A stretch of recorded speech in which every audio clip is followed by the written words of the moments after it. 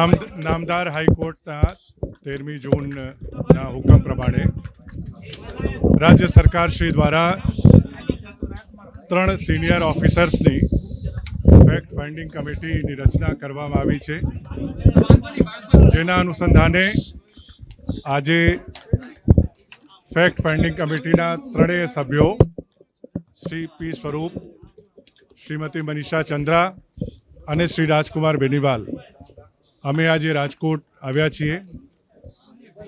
Fact finding કમિટીના પ્રથમ આજે જે અહીંયા ચર્ચા વિચારણા કરવામાં આવી છે, એમાં તમામ જે સંબંધિત અધિકારીઓની સાથે અમે અહીંયા ચર્ચા કરી છે. નામદાર હાઈકોર્ટના 13મી જૂનના હુકમ પ્રમાણે જે મુદ્દાઓને ઉપર તપાસ કરવાની થાય છે, એ મુદ્દાઓ બાબતમાં તલસ્પર્શી તપાસ કરવાનો અમે આજે અહીંયા પ્રયાસ કર્યો છે.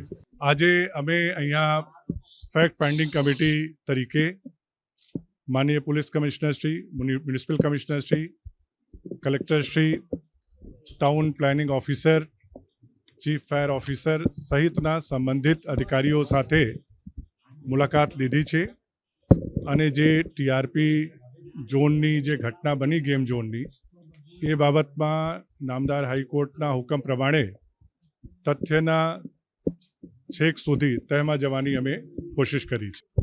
નામદાર હાઈકોર્ટની સૂચના પ્રમાણે, આદેશ પ્રમાણે તારીખ 4 જુલાઈએ નામદાર હાઈકોર્ટમાં અમારું રિપોર્ટ સબમિટ કરવાનું છે.